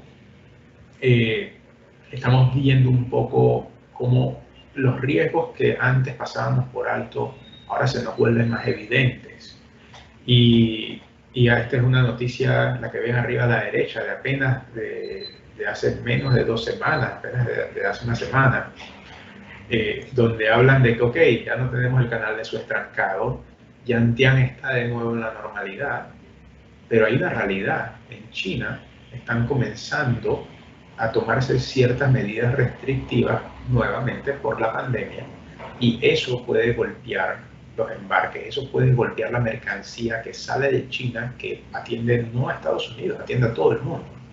Entonces ya la gente está de los ojos en la mira de lo que está sucediendo en China, porque sea como sea, esta pandemia inició en China, vimos muchas de las consecuencias, las vimos en un timing donde no nos terminó a golpear de todo hasta que tuvimos la pandemia localmente.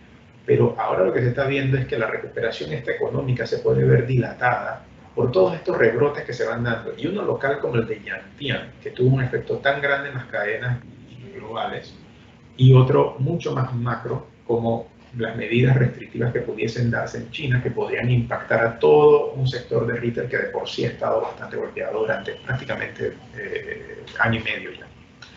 Y también hay consecuencias locales, ¿no? Como les dije, en el caso de Buenaventura, las navieras estaban saltando en muchos casos del puerto o estaban reruteando carga. En el caso de lo que estaba pasando en Yantian, los buques estaban saltando separadas, y en muchos casos se saltaban paradas de transbordo, porque simplemente los reruteaban a puntos de donde pudieran reconfigurar mejor las cargas. Entonces, al final, este es un tema de adaptación, pero siempre cuando hay adaptación significa de que va a haber consecuencias puntuales sobre los actores individuales. Y lo que debemos estar claros es cómo nosotros adaptarnos a esa realidad y cómo nosotros asumir esas consecuencias y cómo absorberlas y aprender de ellas. El otro tema que es importante desprender de esto es que, a diferencia de lo que pasó en Suez, donde nosotros lo veíamos y la gente bromeaba, y que, mira, no, así mismo es mi cerebro cuando se bloquea, la gente hacía bromas. Nosotros no sentimos Suez en el bolsillo directamente, ¿no? No lo sentimos, no nos identificamos con el problema ya. Los que estábamos en el sector veíamos un problema, pero la gran mayoría de la gente, pues, no pasa nada, es una broma, no pasa nada. Pero nosotros sí tenemos que comprender de que estas cosas eventualmente nos golpean donde más nos duele, en el bolsillo. Y el alza de los fletes marítimos, pues, va a traducirse en alza de costos de los productos. Una cosa va de la mano de la otra. El artículo que nos costaba una cantidad, pues naturalmente las empresas van a tener que absorber ese costo, parte del costo se lo van a transferir al consumidor. Eso implica un alza en precios para los consumidores en ciertos tipos de productos que dependen del transporte marítimo, simplemente porque es la realidad en la que estamos viviendo. Y recordemos de que todavía las redes aéreas, que son complementarias, no se han recuperado a nivel de pasajeros. Por lo tanto, esa capacidad de mover carga en aviones de pasajeros no está ahí del todo. Tal vez la de cargueros sí, pero la de pasajeros no, y eso ayuda a llegar a ciertos mercados. Entonces, esa combinación de dos cosas pasando a la vez nos pone a nosotros una alerta bien grande, que es cómo esto nos puede golpear a nosotros en el bolsillo como consumidores. Entonces, la logística es importante, la logística marítima es especialmente importante, porque es lo que representa gran parte del flujo. Si no le prestamos atención, pues tarde o temprano lo vamos a sentir en el bolsillo. Y eso es lo que se ve aquí a la derecha, ¿no? Lo que se ve aquí a la derecha es el índice de precios de costo de contenedores que lleva Drewry, ¿no? El costo en particular, como ven, en el 2019, antes de la pandemia, era entre $1,000 y $2,000, y ahora lo pueden ver por 9,000. Estamos hablando de casi 6 veces más el precio. Entonces, esto es algo que estamos viendo ahora que es inaudito y que no ha terminado. Y las repercusiones de esto a nivel de costos a los consumidores no las vamos a ver hoy, las vamos a ver dentro de un par de meses. Ahora mismo estaríamos viendo las que sucedieron aproximadamente por aquí, pero a final de año podemos ver todavía secuelas de lo que ha sucedido aquí en cuanto a costos, y debemos estar claros de que ahí es donde hay que prestar más atención a la capacidad de nuestros sistemas logísticos de poder absorber variaciones, poder absorber shocks. Ya sí me gustaría cerrar con esto último. Vamos a saltar un slide ahí por cuestiones de tiempo. Me gustaría hablar un poco de cómo aprendemos de todo esto para comprender cuáles son los retos logísticos de hoy. O sea, qué es lo que nosotros como profesionales de la logística debemos llevarnos de todas estas crisis grandes, pequeñas, locales, globales, puntuales, permanentes. O sea, de todo esto, ¿qué es lo que vamos a aprender? Y lo primero ahí hay unos 5 puntitos de guía, pero realmente creo que una cosa que es muy importante es la tecnología es nuestro amigo, ¿no? Y la visibilidad es fundamental. Entonces, la tecnología es un gran auxiliar para la visibilidad, nos permite dar seguimiento a lo que está pasando, tenemos información casi inmediata de prácticamente cualquier cosa que nos venga a la mente. Se nos pierde el teléfono y podemos ubicarlo a través de una computadora. Se nos pierde la computadora, la podemos ubicar a través del teléfono. Mandamos a pedir un paquete y podemos hacer un tracking en vivo. Pedimos un Uber y vemos el vehículo moviéndose. Nuestros sistemas logísticos deben ser así. Nosotros debemos tener visibilidad de todo lo que está fluyendo con el sistema, y ahora tenemos la capacidad computacional para hacerlo. También tenemos los mecanismos para recoger esa información de manera bastante fácil y de bajo costo. Entonces, las empresas deben invertir en visibilidad, y el sector marítimo en particular pues ha tomado grandes pasos para tener visibilidad, trazabilidad, de manera que se pueda dar una respuesta más rápida ante situaciones de este tipo. Hay que invertir en automatización, y yo sé que estas son palabras chocantes a veces porque automatización la asociamos a pérdida de empleos, pero nosotros como profesionales lo que debemos estar claros, especialmente ustedes que están en una etapa de formación, automatización, al igual que la tecnología, lo debemos ver como un riesgo para profesiones particulares, pero no como un riesgo para toda la industria como tal. Porque la automatización es solamente un elemento más de cambio que se está dando ahora, pero antes ha habido cambios graduales y a veces disruptivos que se han dado en las diversas industrias, y las industrias se han ido adaptando y los roles de las personas en las industrias se han ido adaptando. Entonces, antes tenía un analista de inventario que lo hacía manual, y ahora esta persona después utilizaba software, casi siempre Excel, después utilizaba un software especializado. Y ahora hablamos de gente haciendo sus propios algoritmos para poder hacer sus análisis, data science y todo lo demás, para poder automatizar tareas que antes tenían que hacer manualmente. Entonces, nosotros lo que debemos comprender es que cuando hablamos de automatización, y lo dije una vez en una presentación anterior, cuando hablamos de automatización hay diversos tipos de automatización. No es el robot que hace todo por nosotros, hay diversos tipos y etapas de automatización. Y estamos en una era donde todavía estamos como en las primeras etapas. No estamos viendo películas de ciencia ficción, todavía no las estamos viviendo. Solo las posapocalípticas, lamentablemente. Pero las películas estas de todos los robots autónomos con mente, no estamos todavía en ese punto de la realidad. Ahora mismo estamos en la etapa donde utilizamos la automatización para generar confiabilidad en tareas que son desgastantes para seres humanos. Lo vemos en fábricas, lo vemos en el sector automotriz, estamos viéndolo en algunos temas de transporte de larga distancia con las pruebas que están haciendo de vehículos autónomos, pero todavía hay grandes barreras regulatorias para esto. Pero sí vemos más automatización en instalaciones e infraestructuras de escala, lo vemos más en puertos, por ejemplo, en terminales portuarias. Las terminales portuarias están gradualmente invirtiendo en automatización. Y eso no significa que todos esos empleos van a desaparecer, significa que se deben transformar. Significa que la persona que trabaja en un patio móvil de un trader quizá va a tener otro rol en la terminal, quizá debe aprender cómo dar mantenimiento, soporte a estos equipos. Quizá la persona que analizaba cómo hacer ese flujo óptimo ahora debe trabajar en cómo mejorar los algoritmos que hacen que ese flujo corra automáticamente. O sea, nosotros debemos comprender que nuestro propio rol como profesionales va cambiando y tomar medidas para especializarnos en cosas que nos den un portafolio de herramientas que podamos entonces explotar a futuro. No importa lo que pase con los diversos sectores. Las empresas, pues con esto de trabajo en casa,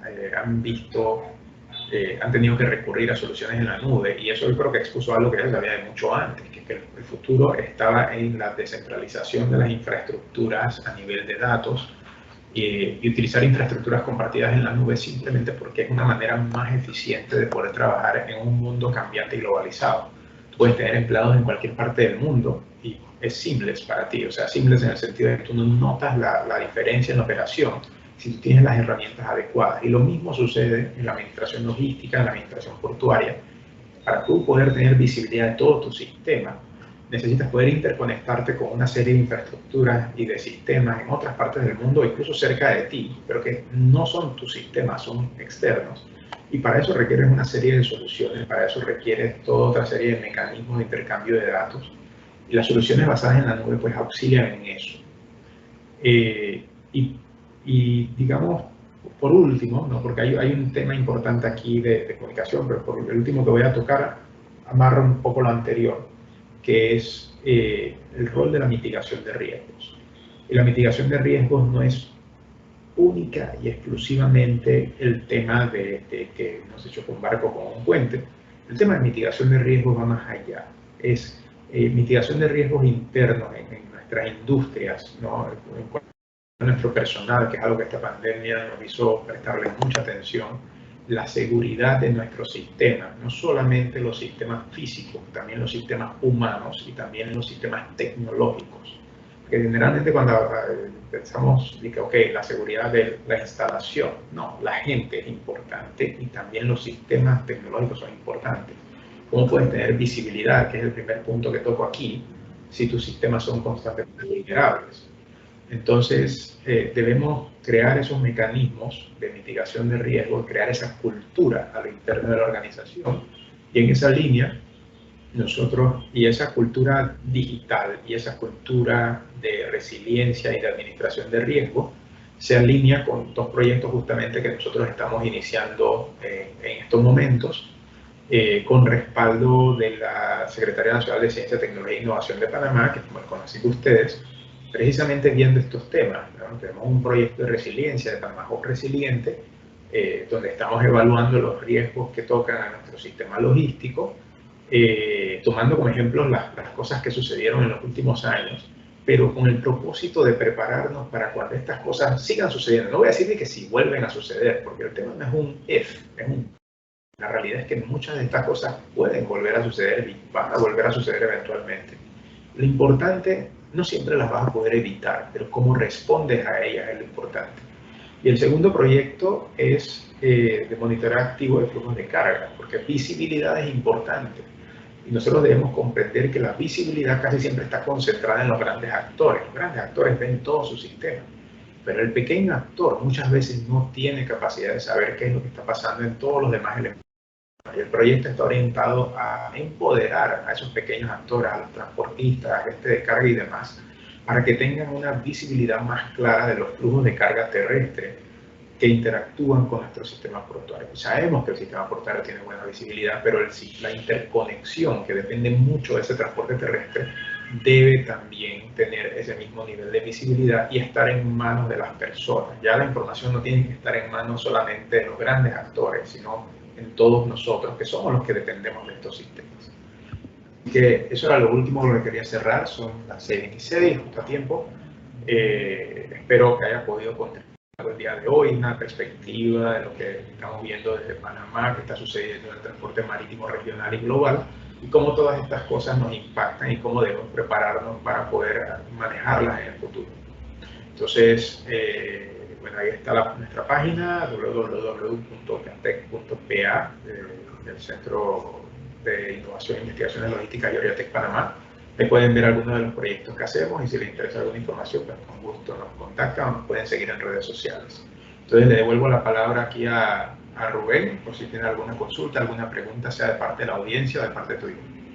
Muchas gracias, estimado doctor Barnett. Gracias por la excelente presentación que nos acaba de dar el día de hoy. Y bueno, pues siguiendo justamente la dinámica, toca el turno de la sesión de preguntas y respuestas o comentarios que, como bien comentaba el doctor Barnett, pues tuviera alguno de los participantes. Para ello, la dinámica es que pueden hacer la pregunta directamente activando su micrófono. Únicamente pedimos levanten la mano para que sea de manera ordenada y todos podamos participar. Y la otra forma es a través del chat, ¿no? Pueden escribir sus preguntas en el chat de la sesión. Con mucho gusto las vamos leyendo para que nuestro ponente las pueda ir respondiendo. Entonces, no sé si existe alguna pregunta, algún comentario de parte de los participantes que quieran hacerle al doctor Barnett. ¿Preguntas, comentarios? Bueno, por ahí hay algunos comentarios, una ponencia muy completa con mucha información importante. Ponen en el chat, Irma Cosé Rivero.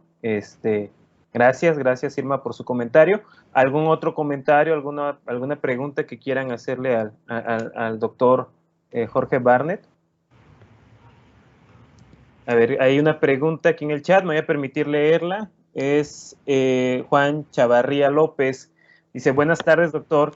¿Cree usted que el transporte marítimo contamina más que el transporte terrestre? Bueno, no soy la persona adecuada quizá para responder eso. Sé que he visto diversos análisis que se han hecho sobre eso, incluso, o sea, a nivel de emisiones totales, recuerden, hay que tomar en cuenta que cada modo de transporte mueve un volumen diferente de mercancía.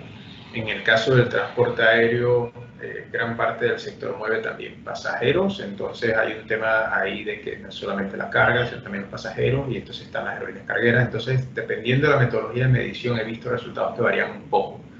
En cuanto a decir si per cápita, o sea, por unidad de producto movido, cuál contamina más por kilómetro, eso sí está demostrado y justamente fue una presentación que vi en México donde tocaban ese punto. Cuando se habla del transporte urbano de mercancías, por ejemplo, por kilómetro y por tonelada de mercancía movida, el nivel de emisiones es más alto que el equivalente en transporte marítimo. Claro, un buque enorme produce una gran cantidad de emisiones, pero lleva 10.000 contenedores y cada contenedor lleva 10, 12 pallets y cada uno de esos 10, 12 pallets lleva un montón de mercancía. Cuando ves un camioncito en la calle que tiene 15 años rodando, porque tal vez ni siquiera tiene registro o permiso, obviamente estamos hablando de que mueve un volumen pequeño de carga y los estándares son muy diferentes muchas veces, son muy variables dependiendo del lugar. Entonces, en la medición que vi, era más en términos relativos, por tonelada y por kilómetro, para transporte urbano de mercancías, porque hay mucha congestión, transporte urbano de larga distancia, transporte aéreo, transporte marítimo más atrás por la escala. Porque si bien el buque produce mucha contaminación, navega muchos kilómetros y también lleva mucha mercancía. Entonces, ahora, ¿qué sucede? El 90% de la carga global fluye por vía marítima. Entonces, en términos globales, la industria marítima contribuye un montón de emisiones.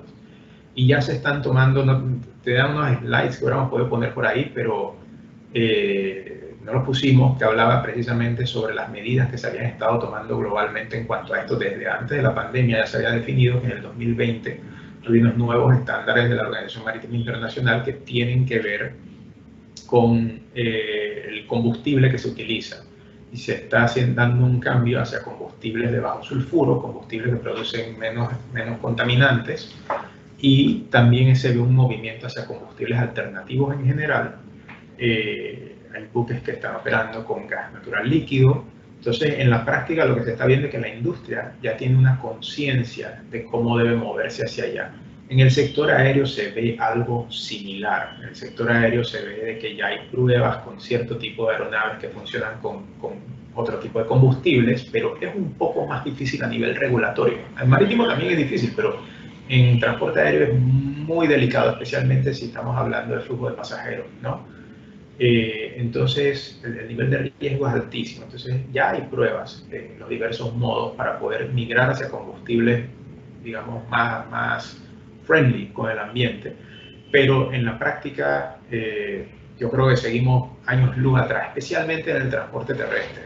Porque yo me atrevo a decir que el transporte terrestre sigue siendo esa parte complicada, y hay un tema extra que me gusta resaltar cuando hablamos de la parte de emisiones en cuanto a contaminación, y es que el transporte terrestre generalmente lo tenemos aquí. Ustedes antes oyeron un camión pasar, ahí está el camión saludando.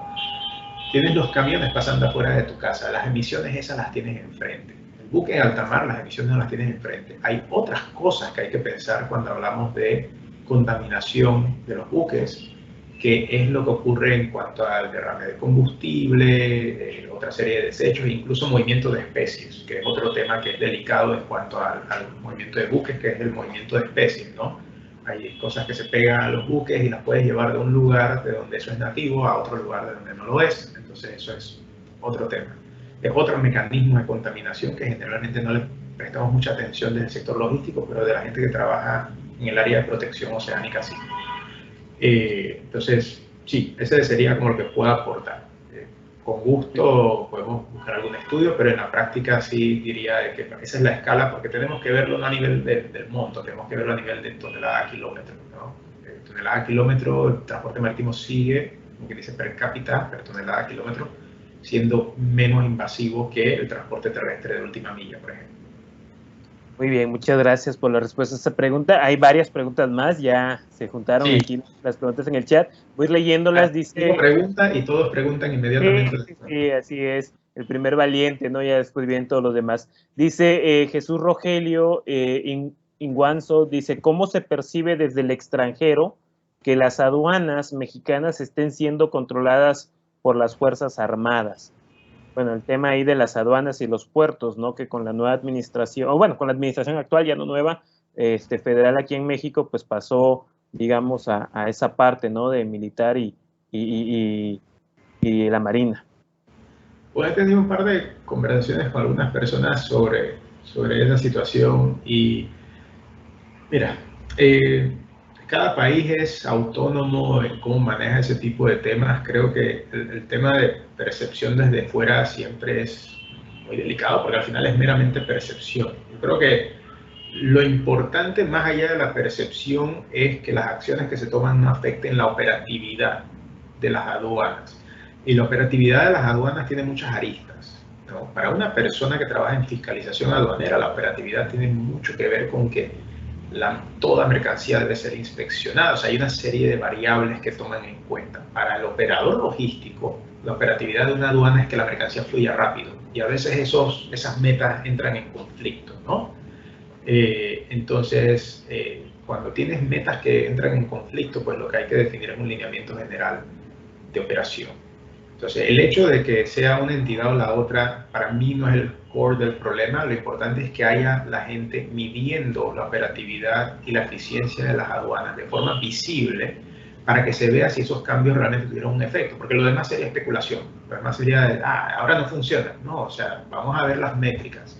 Y tradicionalmente las entidades gubernamentales, no en México, en todo el mundo, no tienden a ser las mejores en cuanto a abrir data para poder hacer ese tipo de análisis. Ahí yo creo que es muy importante el rol de las universidades e interactuar con los gobiernos locales para hacer ese tipo de mediciones en la medida que se pueda, porque de verdad es crítico, ¿no? Porque no importa la situación, si la aduana sigue operando, sigue funcionando y tiene altos estándares, pues significa que el cambio fue más bien una decisión estratégica, pero a nivel operativo no incidió sobre el operador, sobre la persona, el consumidor y demás, que es al final lo que importa.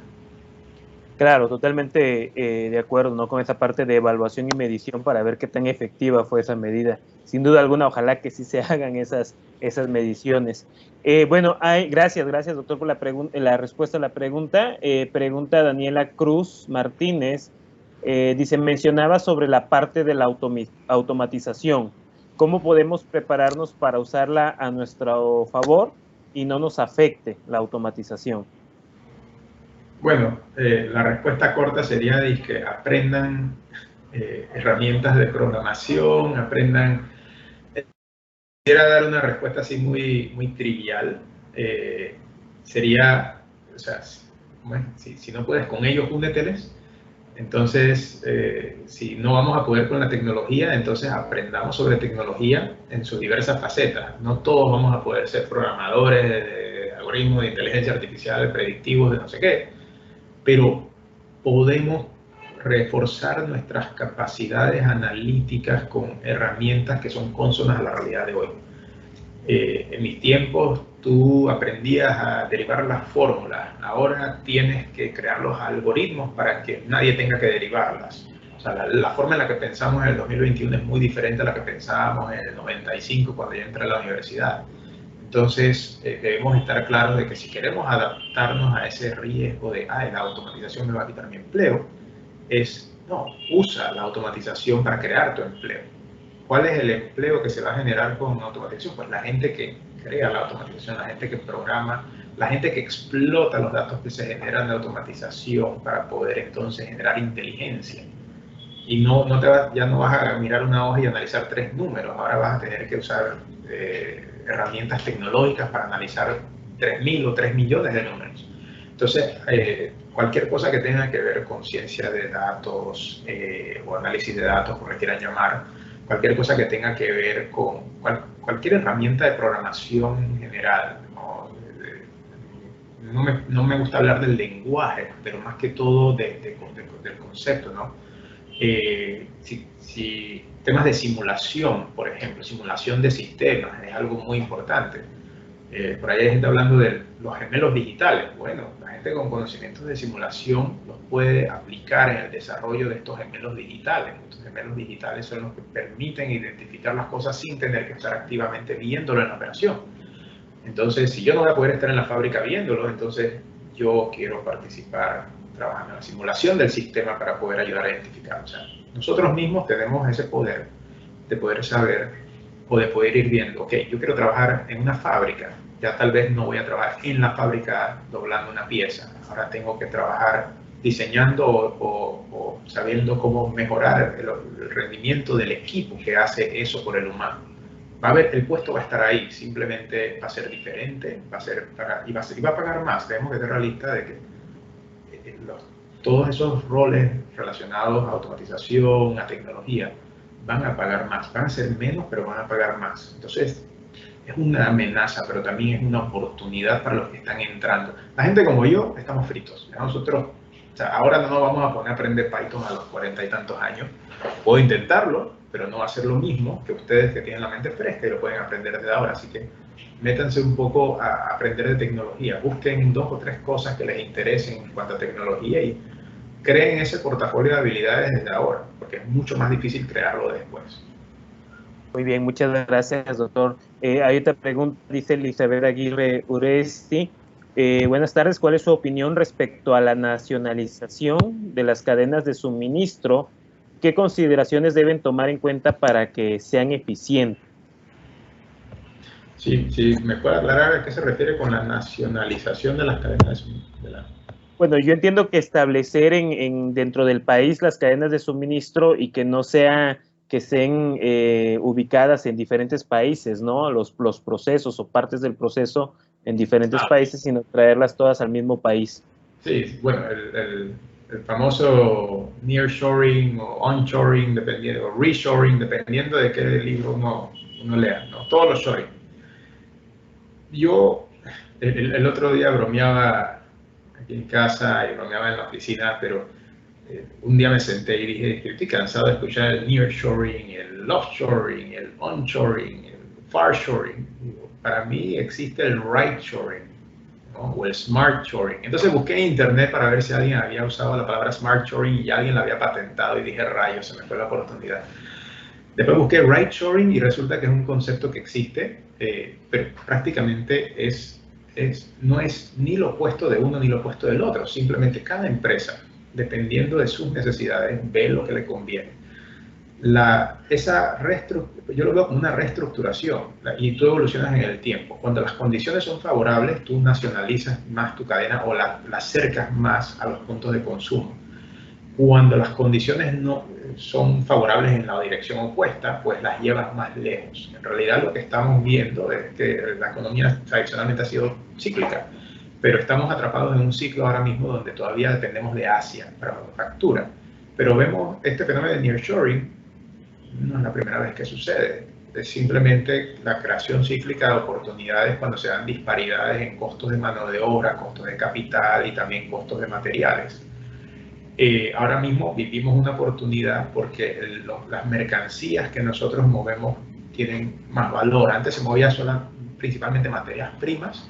Ahora lo que estamos viendo es mucho movimiento de productos terminados de alto valor. Un pallet de teléfonos iPhone vale mucho más que un pallet de madera, por ejemplo, en especial la madera. Y eso significa que traer la manufactura más cerca tiene una ventaja usualmente competitiva. Pero eso también significa que si es un producto muy especializado, tal vez el tener una planta de manufactura es tan caro, que es el caso de los microprocesadores, que solamente puedes tener un puñado de esas en el mundo. Entonces, al final, no creo que haya una varita mágica o solución. Yo creo que la nacionalización es buena si las condiciones son apropiadas para hacerlo. Hacerlo a la fuerza solamente porque nearshoring está de moda, no, nadie va a hacer eso a la fuerza ni por esa razón. La gente lo hace porque ve una oportunidad, porque ve un mecanismo para mitigar riesgos. Pero en la práctica todavía gran parte de las cadenas se van a quedar enviando mercancías desde Asia, van a posicionar inventario más cerca. Yo no veo Latinoamérica volviéndose la gran fábrica del mundo mañana. Quizá dentro de 20 años podemos hablar de algo de eso. Pero no lo veo pasando mañana no porque sea pesimista, sino porque las transiciones ocurren poco a poco. Lo que sí veo es más posicionamiento de inventario en la región para surtir otros mercados. Y en la medida de que ese inventario va ganando valor, entonces tal vez se da la oportunidad de traer más actividades, customización, después manufactura ligera y después manufactura pesada. México tiene una diferencia, que tiene un mercado interno de 100 millones de personas o más, y eso le permite crear cadenas internas de manufactura y para ciertos actores nacionalizar por completo su cadena, o para Estados Unidos nacionalizar cadenas completas en México funciona. Pero para el resto del continente no necesariamente es así. ¿No?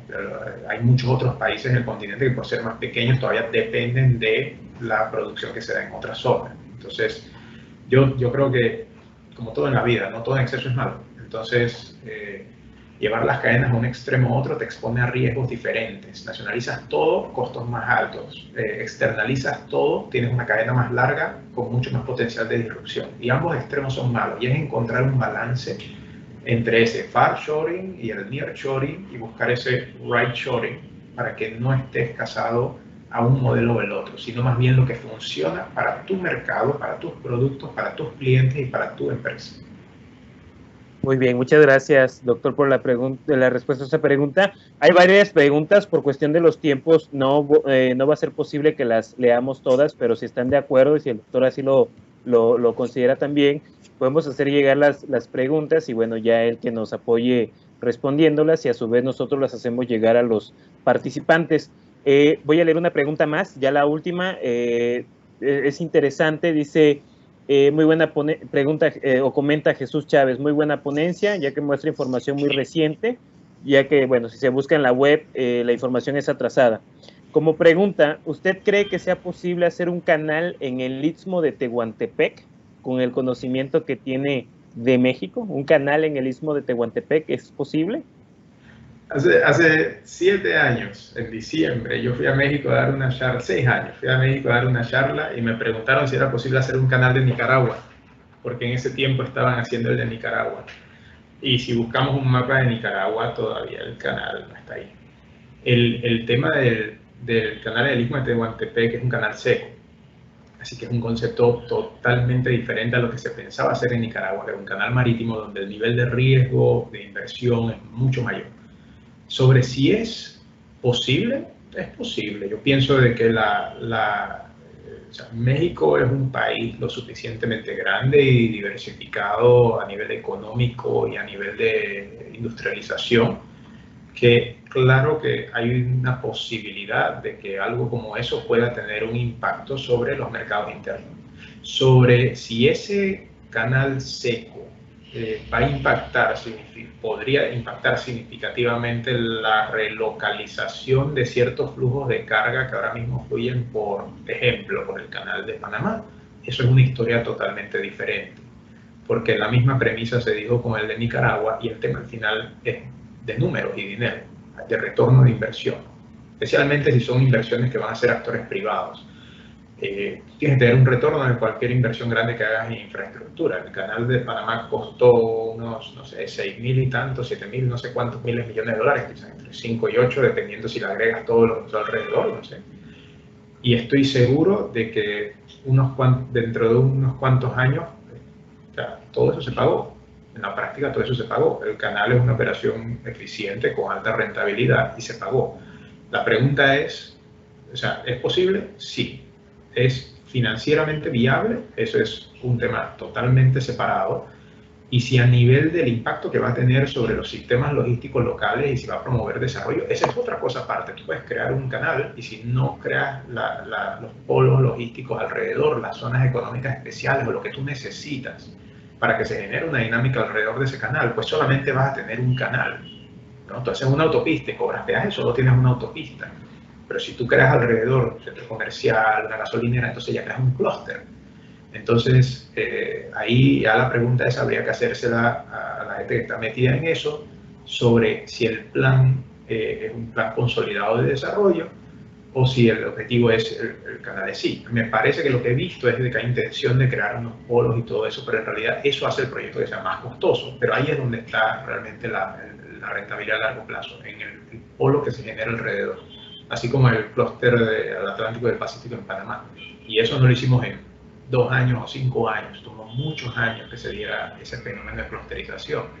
Así que debemos estar claros de que sí es posible, puede que sea viable, pero la rentabilidad de eso va a depender de muchos factores que incluso van más allá del mismo canal, y es la manera en la que el gobierno y los actores privados inviertan alrededor en atraer industria, que creen flujo de carga. No pueden depender solamente de tránsito. Tendrían que generar la carga ahí también para poder nutrir los flujos que se van a dar por ese canal. Porque si no, no va a ser sostenible. Claro, muy interesante su análisis, doctor, con respecto a esa pregunta. Y bueno, pues sin duda es algo que es integral, ¿no? Es integral, no es algo que sea solamente dependa de un factor, sino son una serie de factores que dependen para que se dé un buen desarrollo. Me voy a permitir, doctor, bueno, hay muchos comentarios de felicitaciones, excelente ponencia. Me voy a permitir hacer entrega, bueno, voy a proyectar aquí en pantalla un reconocimiento, no sé si ya lo podemos ver, Sí. y bueno, me voy a permitir leerlo.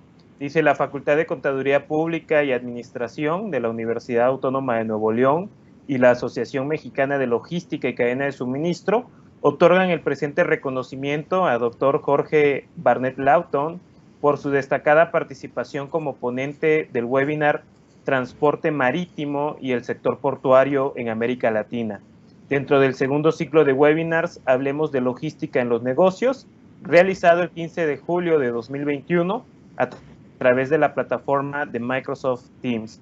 Aler Flama Veritatis, Ciudad Universitaria San Nicolás de los Garza, Nuevo León, aquí en México, y firman el doctor Luis Alberto Villarreal, director de la Facultad de Contaduría Pública y Administración de la Universidad Autónoma de Nuevo León, y el doctor Jaime Mora Vargas, presidente de la Asociación Mexicana de Logística y Cadena de Suministro. Es un reconocimiento, mi estimado doctor Jorge, que, bueno, pues como muestra del agradecimiento por habernos impartido este excelente webinar, que estoy seguro fue de mucho interés y de mucha luz, mucha información, mucho aprendizaje para todos los participantes. Y bueno, ya a título personal agradecerte también el que hayas aceptado apoyarnos. Siempre sabemos nosotros que contamos con tu apoyo, con tu respaldo, y bueno, pues también la amistad, ¿no?, que tenemos de ya varios años y que hemos coincidido en varias ocasiones. Así que nuevamente muchísimas gracias, mi estimado Jorge, por